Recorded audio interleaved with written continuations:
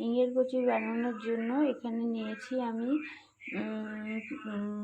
ওই তোমাদের ধরো 500 গ্রামের মতো ময়দা, আর নিয়েছি চিনি, আর নিয়েছি নুন, আর নিয়েছি হিং, আর নিয়েছি সাদা তেল। এটাকে আমি ভালো করে মেখে 30 মিনিটের মতো ঢেকে রেখে দেবো।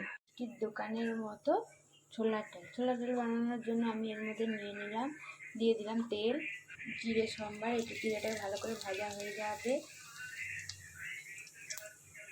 তার মধ্যে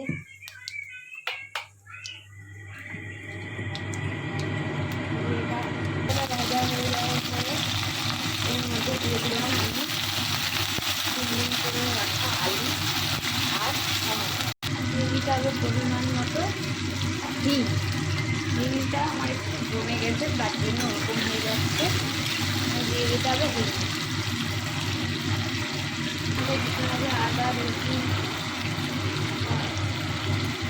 সরি এটা তো নিরামিষ হচ্ছে, এর মধ্যে দিতে হবে আদা আর লঙ্কা পেস্টটা। এর মধ্যে পেঁয়াজ রসুনও দিতে পারো, কিন্তু আমি দিনই আজকে যেহেতু আমাদের শনিবার, তো দিতে হবে আদা আর লঙ্কা পেস্ট। ছোলার ডাল দিয়ে এরপর ভালো করে কষাবো। এখানে গরম জল করতে বসিয়ে দিয়েছি, গরম জল দিলে রান্নার টেস্ট একটু ভালো হয়।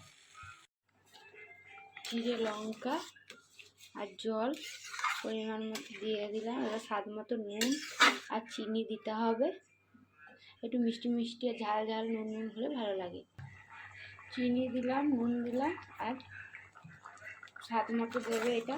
তারপরে এর মধ্যে মেথি পাতা দিতে হবে, দিয়ে দিলাম মেথি পাতা। ভালো করে এটাকে ফুটাতে হবে।